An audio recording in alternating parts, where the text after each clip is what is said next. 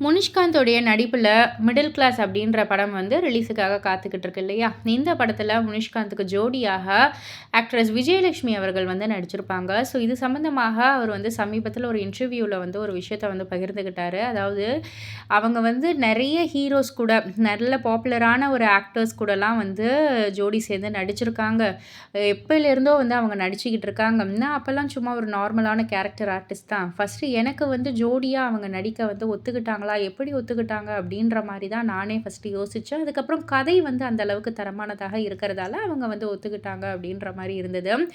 என்னதான் வந்து அவங்க ஒத்துக்கிட்டாலும் நடிக்கக்குள்ளே வந்து ஒரு சீனியராக, அதாவது பல இதில் வந்து ஹீரோயினாக நடிச்சிருக்காங்களேன்ற அந்த ஒரு ஈகோலாம் இல்லாமல் என்கிட்ட சகஜமாக வந்து நடித்தாங்க. அவங்க அந்த ஒரு ஸ்பேஸ் கொடுத்ததால தான் என்னாலேயும் வந்து ஃப்ரீயாக வந்து நடிக்க முடிஞ்சது. இல்லாட்டி என்னாலேயும் நடிக்க முடிஞ்சிருக்காது.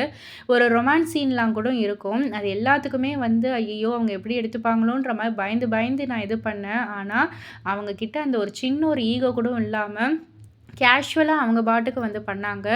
அதனால தான் என்னாலயும் ஃப்ரீயா நடிக்க முடிஞ்சது அப்படின்னு சொல்லி விஜயலட்சுமி அவர்கள பாராட்டி சொல்லியிருந்தாங்க. இத பத்தி நீங்க என்ன நினைக்கிறீங்க? உங்களுடைய கருத்து என்ன? அப்படின்றத கீழ உள்ள கமெண்ட் பாக்ஸ்ல குறிப்பிட்டு சொல்லுங்க. மறக்காம சேனல சப்ஸ்கிரைப் பண்ணி பக்கத்துல உள்ள பெல் ஐகான கிளிக் பண்ணி